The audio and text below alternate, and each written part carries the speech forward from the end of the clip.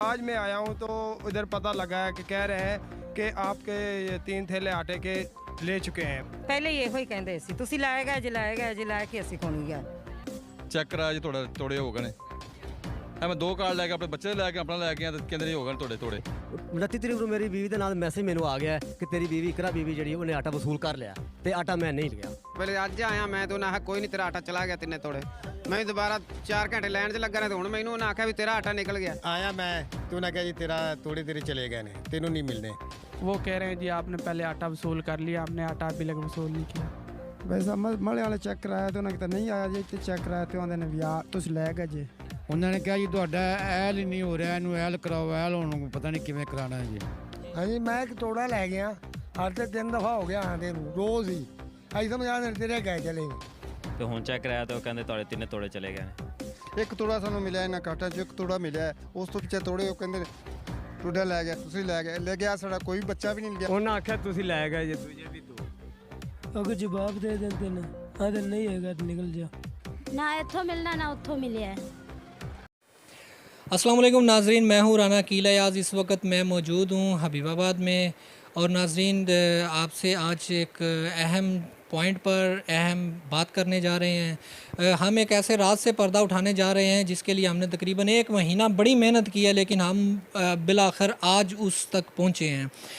नाज़रीन आपने देखा होगा कि रमज़ान शरीफ के अंदर जो वज़ीर आज़म शहबाज शरीफ की जानिब से एक मुफ्त आटा स्कीम लॉन्च की गई जिसमें गरीबों को मुफ्त आटा मुहैया किया गया, तो उसमें हमने जितने भी प्रोग्राम हबीबाबाद में किए गए सीन आया कि भी लोग कहते थे कि भी हमारा जो है कार्ड हम स्कैन करवाने के लिए गए तो उन्होंने कहा कि भी आपके नाम पर तो आटा चला गया है, लेकिन कभी वो कहते थे कि भी आपके नाम पे आटा आया ही नहीं है, आप अहल नहीं हैं, और कभी कहते थे कि भी आपका कार्ड ठीक नहीं है। लेकिन उनको मैसेज आ जाता था कि भी आपके नाम पर 2 थैले चले गए हैं, कभी 3 थैले चले गए हैं, लेकिन वो गरीब परेशान होते थे, मीडिया के पास भी आते थे, जिसमें हमने भी बहुत प्रोग्राम किए कि भी इनके थैले इनको नहीं मिले, लेकिन इनको मैसेज आ गया कि भी मिल गए हैं।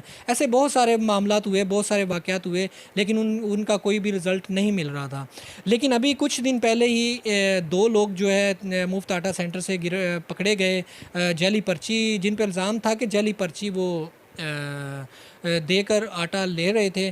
तो वो दोनों को जब पकड़कर पुलिस ने अपनी हिरासत में लिया तो उनके ऊपर FIR भी हो गई, उनसे कुछ पर्चियाँ भी बरामद हुई और अब वो ज़मानत पर बाहर रिहा होके आए हैं। तो आज हम उनसे मिलने के लिए आए, हमने उनसे जानना चाहा कि भी आखिर इसके पीछे क्या था, क्या हकीकत थी, क्या वो वाकई इस चीज़ में मुलव्वस थे और उनके साथ कौन कौन इस मामले में मुलव्वस है, और ये मज़ीद इनके पास जो भी इस मामले में इंफॉर्मेशन है वो सारी हम आपके साथ भी शेयर करेंगे। लेकिन एक चीज़ याद रखिएगा कि ये मुफ्त आटा सेंटर वही है जिस पर हमने बहुत सारे प्रोग्राम किए हैं कि ये जो लोग हैं यहाँ पर रो रहे हैं, परेशान हैं, गरीब कहते थे हमें आटा नहीं मिल रहा, लेकिन इंतज़ामिया कहती थी, स्कैन करने वाले कहते थे, टीचर हजरात कहते थे कि नहीं हमने दे दिए हैं इनको आटा, ये ले गए, इनके फैमिली के दूसरे मेंबर लेके गए होंगे। बहरहाल उन्होंने ये काम किया क्यों, चले हम इनसे बात करते हैं। अस्सलाम वालेकुम। वालेकुम सलाम। भाईजान क्या नाम है आपका? मुनव्वर हुसैन। मुनव्वर हुसैन भाई, आप कहाँ से रहे? मदीना कॉलोनी। कुछ दिन पहले आपको पुलिस ने हिरासत में लिया था, वो क्या वजह थी? वो एक पर्ची थी जेली, उसके केस में पकड़ा था कि मेरे पास पर्ची थी, वो जेली पकड़ी गई कि उसके ऊपर दस्तक जो थे वो नकली थे। तो आपका FIR हो गया, अभी आप ज़मानत पे बाहर आए हैं? जी अभी मैं ज़मानत पे बाहर हूँ। तो आप ज़मानत पे अभी आए हैं, तो आप हमें बताएंगे कि भी ये बात हकीकत थी कि वाकई वो जाली पर्चियाँ थी? हाँ ये हकीकत है कि जेली पर्चियाँ थी मेरे पास, वो कि मेरे पास रोज़ होती थी। ये कब से ये कैंप लगा हुआ है इधर मुफ्त आटे का, वो तब से ही मेरे पास पर्चियाँ थी। एक टोकन से शुरू हुआ है तो 480 टोकन से तकरीबन मैंने गिना है। 480 टोकन, और उससे कितना तकरीबन आटा निकला होगा? आटा तकरीबन 1000 से ऊपर थैला बनता है, 1000 से ऊपर तकरीबन बनता है। जी ये तो पता है मुझे, लेकिन मेरे पास तो कभी 20 पर्चियाँ आती थी, कभी 10 पर्चियाँ आती थी, कभी 10-20 पर्चियाँ ऐसे आती थी, कभी 30 पर्ची, कभी 20 पर्ची, कभी मसलन 10 पर्चियाँ आनी तो 20 तोड़े, 20 पर्चियाँ आनी तो 40 तोड़े, मसलन ऐसे आते थे। इसमें से आप पर्ची खुद जेली 2 नंबर बना के ले जाते थे या आपको पर्चियाँ अंदर से कोई देता था? इसके बारे में आप हमें तफसील से बताएं। ये तो बस ना एक मुलाजम था अंदर, मुझे उसका पता नहीं था।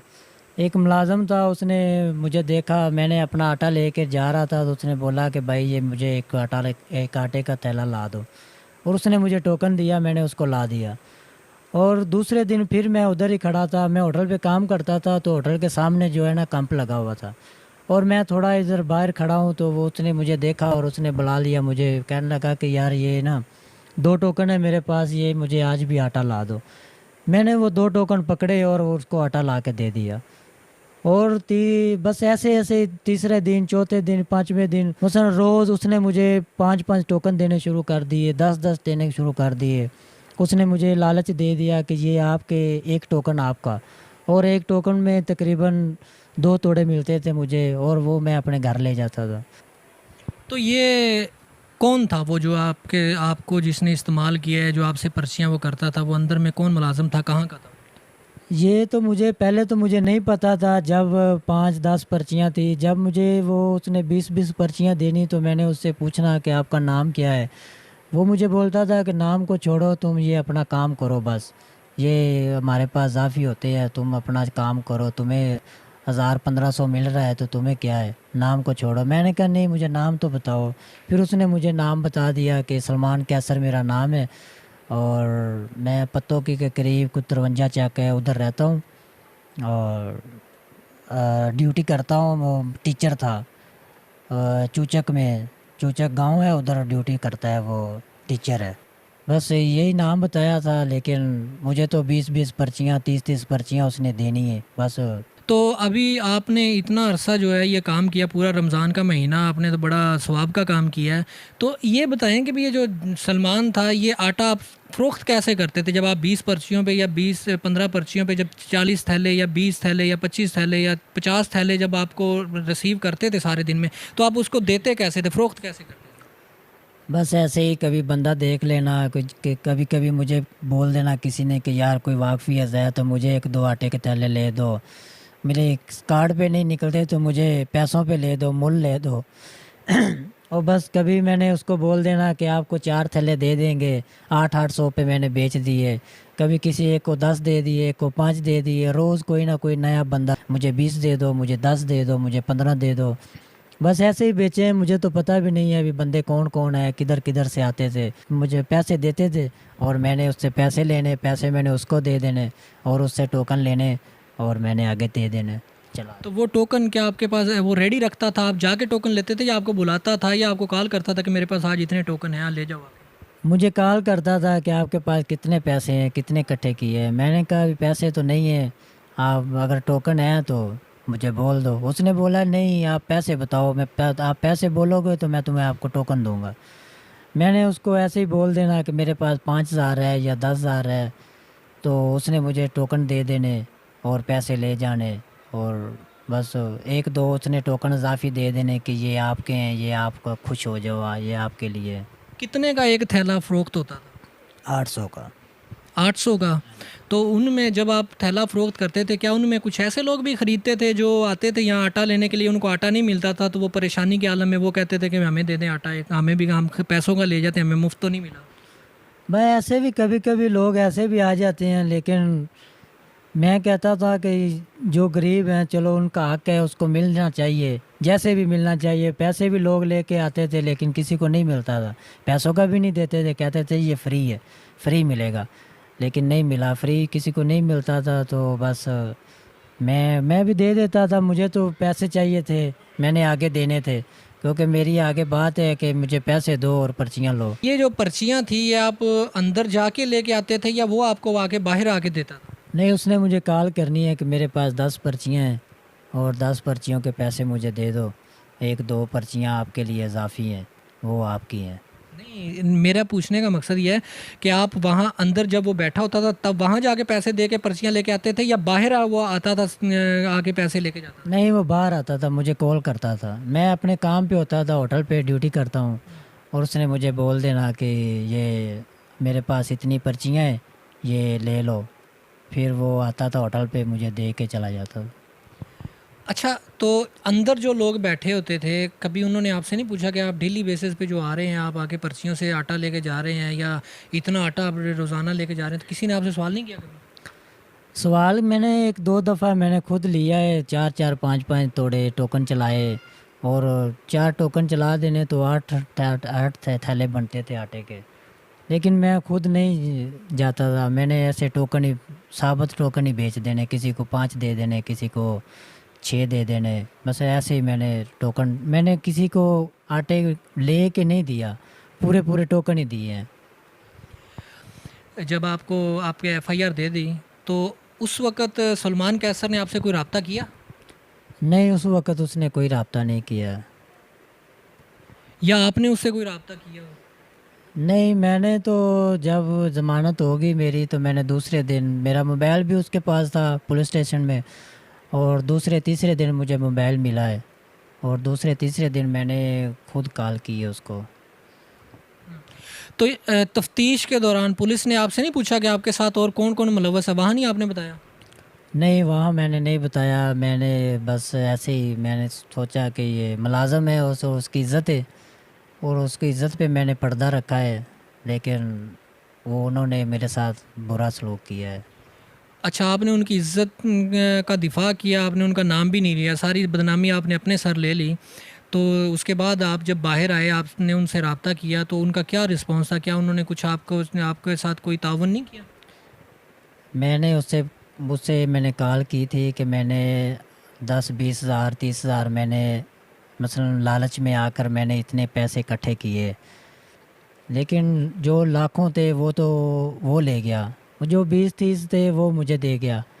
मतलब रोज़ के मुझे कभी 1500, कभी 2000, कभी 1500, कभी 2000, ऐसे मैंने इकट्ठे किए 15-20 दिन में, और वो जो था वो तो चला गया। मैंने रब्ता तो इसलिए किया था कि मेरे ऊपर जो अभी कर्ज़ है 50-60 हज़ार रुपया मेरा खर्च हो गया, पुलिस स्टेशन में वकील कलाना, वो सब बच्चे थे, जितने कोई मांगता था उसने दे दिए, जैसे कोई मांगता था। बड़ा मैं हूँ, वालिद साहब नहीं है सर पे, और बाकी मेरे 3 भाई छोटे हैं। बस वो बच्चे थे, जितने किसी ने मांग लिए उनको तो ये था कि भाई आ जाए बाहर, बस जो जितने मांगते थे उसने दे दिए। कर्ज़ कभी 10,000 उससे ले लो, 5,000 उससे ले लो, ऐसे उसने 50-60 हज़ार रुपये लगा दिए।